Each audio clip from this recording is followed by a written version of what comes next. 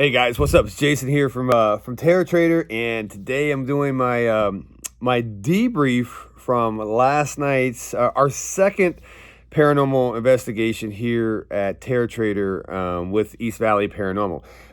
Okay, I'm gonna try to not make these as I say I'm not gonna make it long. There was too much stuff happened last night that so this may be a little bit long. So take a lunch break one day, or you're kicking it, you want to watch this thing, and but I'll try to keep it under the 10-12 minute. But I have to show you video, which we have video. All right, let's break it down. So yesterday, Michelle and Heather came in from East Valley Paranormal again, and the goal was to do a couple customer testimonials that have been into our audience room, which is behind me here, and if they've experienced stuff, this and that. So we did, well, and then the second part of that, sorry, I don't off the top of my head. The second part of that was we were going to isolate some objects out of there and see, basically try to pinpoint where is the occurrences happening, what's going on, why are people feeling this? What is possibly have that energy in there that's making people, you guys have seen the testimonials. Some people feel heavy, nausea, headaches. Some people just get like tremors and got to leave out of there. It's crazy. I mean, I probably have 40 or 50 since we started doing this, 50 testimonials, I guess, from customers, and it's wild. So, and thank you all for doing that. Anyway, so we brought in Alex, who's a regular customer here, and young kid, man, he's like 18, 19, and he has some amazing testimony, crazy experiences in there, and so funny. So last night when we were filming him, East Valley Paranormal was filming him, he like stopped, and they'll show this, I'm sure, on their video or whatever, but he stopped, and he's just like, and we had him wedged in between two cases in there. And he's like, he goes, I'm not gonna lie. He goes, I feel like my ear is filling up with fluid.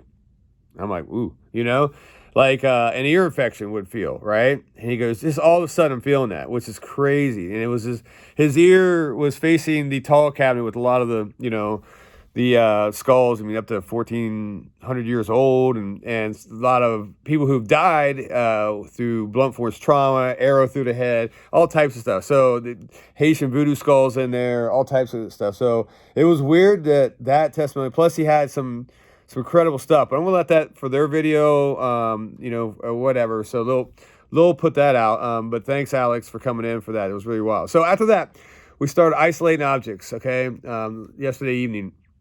And what that means is they were grabbing objects that have possibly causing some issues, some frenzies of activity in there, and bringing them out of the Audie's room and setting them here on a table just outside, exactly where I'm sitting right now. And they were going to basically do what they do. Once again, I'm not a paranormal investigator. This is my second time. So, after what happened last night, I don't know if I'll ever do it again. No, I'm just kidding. I'll definitely do it again. It's freaking wild. So the first off, they brought out the Witch's Tower, which if you've been following this, look at videos prior to this, guys, especially on the YouTube. You can just figure it out on the YouTube channel. You can figure it out and watch and see where we're at. And seeing is that the issue? So they did all their things. They all the meters. It was getting a lot of, I think it's EMF readings, right? A lot of that, and it was weird because it's a wood tower sitting on a wood table, and it kept going off and just constantly having a nice little buzz about it for some reason. But other than that, they opened up a line and did all that stuff. We really didn't get a lot out of it. I mean, it was kind of strange. There was definitely a little bit of energy, but nothing like, I don't know. Anyway, so which was cool. Once again, that's the whole idea. We're isolating these things. We're bringing them out. Hey, is this the problem? Nope. Let's go back. Let's find something else, right? So, yeah, they were doing that, and it wasn't the Witch's Tower wasn't really doing too much, man. It wasn't really, not a lot of activity. So anyway, okay, moving on. At that point, okay, we're like an hour and a half into this and everything, and so they wanted to bring down. I thought they was going to grab one of the skulls, but they wanted to bring down one of our Ouija boards in here, right? The Swami Ouija board. It was a very top Ouija board we have in there, and it's an old 1944 Ouija board. I don't know the history. In other words, I know the history of the board, but I don't know the history of where the board came from, right? I can tell you where it's manufactured and all that stuff, but it was plucked out of someone's attic or basement. It's been around for 80 plus years. So, okay, so I guess one of our vendors, significant other, had some issues with that board, or saying that's what's attracting this person to that room, and so on and so forth. So they're like, hey, let's bring it out, let's isolate it, and let's do our thing. I wasn't thinking too much of it. I pulled it off the wall, good to go. I was feeling, more where you should maybe hit the skulls or something like that. But anyway, so the weird shit happened. So they lay this board down on this table, and they're doing their things, and it's already giving them, especially Michelle, giving her a lot of issues, right?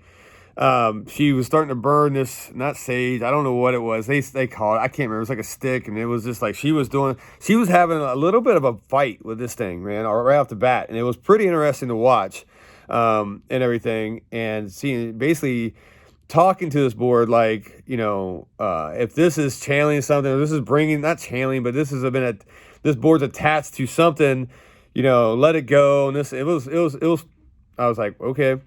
Anyway, they did that. She did that for, her and Heather for 10, 15 minutes. And then finally, tons of readings, once again, EMF and all this stuff. It was pretty interesting. And they videoed all this stuff, by the way. So, and then and I'm butchering this. So those are out there who are paranormal investigators. I'm not. So if I don't know the actual terminology and the words, sorry. Okay.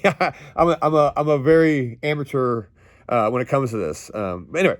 So then they were going to open up a line. So they lay the phone down. We go into another room, which is the south side of this facility here, our store, which is probably, I'm looking at it right now, 50, 60 feet away, right? Behind another wall. And they talk to the phone, and the other phone's at the board here. They record it, see if they can pick up any voices or any feedback or anything like that, right? So I would say we walk over there, we're maybe a minute into it, and I can't remember, I think it was Heather asked it a question, and I don't remember the question. They'll put the audio to it and this and that, right? So it's pitch black over there, and they ask a question, and like, who are you, or what do you want, or I can't really remember. Once again, it's kind of a fog. And then, boom. Guys, no kidding. One of the suicide siren, the plug that actually has the suicide siren and the lights that go into our one of our walls here, shit just turned on. It just turned on. And let me explain something to you real quick. There's one person in this world that can turn these lights on remotely, and that's me. Okay, I have you guys, if you've ever seen these little Wemo, it's an app-driven plug that turns on, electronics, right? Your lamp or your house lights or whatever. And I have it rigged here, and there's only one person. Now, if you ever had one of these apps, you got to know how it works. You have to actually open the app, wait till it boots or whatever. And then for me, I have a lot of these things. I have to scroll up to actually hit the button to actually turn on that section of lights. And that section of lights, that plug is right behind me, closest to this table, closest to where the board was setting. That thing just went on, and we have video. We have security camera footage that I'm going to put after this. I don't know how to edit this shit. I'm going to figure it out. So bear with me. I usually don't edit, but it popped on, and I'm like, you can see me going, what? I pull the phone out of my back pocket. I look, and I'm glad Michelle, when we walk up here, because I'm not saying I was scared. I was like, is someone in here? So I'm all like, what the hell is going on? The suicide siren's going off. The lights just went kicked on out of nowhere. And I immediately grab my phone and I show Michelle. I'm like, look. And I open the app. She watched me open the whole app. She watched me scroll down to where that light button is, and it's not even activated. It was not even activated. So I'm like, look.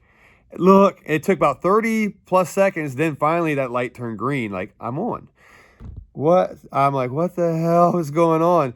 And then I'm like, okay, I wanted to prove. I'm like, look, these things can be set on a timer. And you have to put a timer rule onto this app. I open and show her the timer app rule, which even if we tried to fake it, it'd still be the rule would be there, right? Or whatever. And the only rules that she could see, the only one that was there was, hey, turn on all the lights Wednesday through Sunday at 10:30 a.m. That's when all my stuff turns on. Guys, it was Monday night. And it was 8:30 at night. There was no timer set. There was no rule. What the? Okay. I was spooked. The girls seemed to be fine with it. They seem to have no issues with it. And I'm like, no, you guys just realized what the hell just happened. I go, this is impossible. I'm here right now. Why is it not popping on right now? Why is it not? I'm talking and anyway. And to that point, you can see my face. It's almost embarrassing. You see me. I'm like, I don't understand what was going on. I couldn't process it. So super weird. We go back after a while. I can't remember the time. You can see the timestamps when we have the security camera. I go back into the south side room over there, about 50 feet away, and we're talking, and you can see me. I'm just like, what the hell is going on? And then in the back of that room, and that side, is our workshop, which I left a bathroom light on. Okay, and it's an old school. You got to flick it with your light. There's no Wemo attachments. There's no anything. It's a light switch that turns on and off. Well, it's on, and the door's cracked, so it was a little bit of light, and you can see this in the very corner of the video. You'll see it up in this little corner here when you guys will watch it. I don't know if I can put an arrow. I'm not good at that stuff. And as I'm talking, you see it flick off and flick back on, and I didn't notice it. As I was scrubbing through the footage last night, I saw it. I'm like, oh. Well, I keep talking, another video, I don't know how long, maybe we have to look at the time code. I was like, you see myself, I'm astonished, and I walk kind of in that dark room, and I look down the hallway, and right in front of my eyes, it flicks off again, and then flicks back on. And then that's when I notice it. And I'm like, what the hell? Look at this. They go in the back. They can see it. There's no one here. There was no one here besides myself, Michelle, and Heather. I promise you that. All right? You want to come by and scrub through 12 hours of footage to see if anybody's hiding, please. I'm just telling you, it was freaking weird, and it freaked me out at that point too. And I'm like, okay. And I just had the circuit breakers fixed and all that. I mean, I never had an issue like that. So anyway, so 2 electrical occurrences. To me, they're major. I don't know if that's a major thing or not, but to me, it was pretty freaking major. And then lastly, I have video, which we'll show as well, was Michelle, I don't remember, this is 10, 15 minutes after, she takes a walk by herself in that room. And I haven't told him where the cameras are at, by the way, until afterwards, till now, everybody knows. But she walks in that room, walks about halfway down, almost down to her casket, you'll see in there, and you see her get like stuck. I'm not stuck, but like, and then back up, and like something hit her. She comes back in here, and she's like, look at my arms, and the hair is sticking up on her arms. She's having an issue. She's like, I felt like I walked into a bunch of gauze. Does that make sense? Or a big spider web or something. And you can see it on the video. It's freaky, man. And then she bails out of there. And then that's when we're like, yeah, it's about time to call this and call it a day. All right. Or a night. So crazy stuff, guys. All right. I've done 13 minutes already. I apologize for this being long. I got to edit this. Once again, I don't edit these videos. I just go one take and go. But I have to put, because what's the use of me telling this without seeing the footage? So what I'm going to show you is for the suicide siren that went off, there's 3 different angles. There's the angle of the room. There's the angle where I'm sitting at now. You can see the camera right there, right there. And then there's the angle on the south side where we're in between this little threshold. You see us pop in and all that. And that's where we were waiting or talking when the thing went off. So you'll see that. You're going to see, it's like a 2-minute clip. You're going to watch this all go in there. I might chop it up a little bit or what to make it easier for you guys to watch. And then you're going to see 2 other videos where the light flicks on and flicks off. Okay, in the south side. And then I'll show you Michelle's video when she kind of walks in and hits something and walks back out. Crazy stuff, guys. I'm more confused than I ever was now. It's like confused and intrigued, honestly. It's freaking pretty rad at one point, but it's also pretty scary. I was going to do a sleep-in. No shit. I was going to do a freaking sleep-in by myself in here. Just to, I don't know, you guys video it or have the security camera. I'm kind of debating maybe not. I don't know if I don't do that now. So, all right. Anyway, I'll keep you guys updated. You got questions, hit me up, and stop by the store, guys, and we'll talk, man. So, all right. After this will be the videos. I'll try to do a narration over top of it. I don't know if that'll work, but if not, no big deal. You get to watch the footage, and let me know what you think. All right. Later. All right, so this view right here is our main room. We are all starting, we've set up the recorder next to the Ouija board on that table, and we're all heading back to the south side, which will pop up here. You can note the time hacks up top. It's about 8:24. There I go in the room. That's pitch black in there. Here comes Heather and Michelle, and they're already talking. They're already talking and asking questions, and I'm just listening, doing what I do. And they ask a question. I can't remember what question it was, but boom, right there. You see her face, and you see me like, what? And I hear something. I hear the suicide siren going off through the phone, and that's when I'm like, what? I'm double checking, and then I head out. I head back in to that room. There's the main room. Okay, boom. Okay, there. Check the time for it. It goes 8. Looks like, I don't know, 25. That was in the main room. Here is the suicide siren going off. It's on the bottom right. And it's bam, right there. That's the lights that kick on. And yeah, okay. So this is the view, me coming back in very cautiously because I'm like, I'm the only person who can turn these on via my app, which is in my back pocket at that time. And I'm like looking, I'm like, is someone in there? Is something going on? I'm a little freaked out. I'm not going to lie at that point. I'm telling Michelle, like, look, I got nothing. My phone's in my back pocket. She's creeping up in there to see what is going on. And then, and I think this is the view of me. Once again, we're kind of bouncing back in time. Just watch the time code. When I pop in there and I'm looking and I'm like, okay, what the hell's going on? There I go. I reach in my back pocket. And for those who have this app and know, you have to click on it and you have to open the app, scroll down.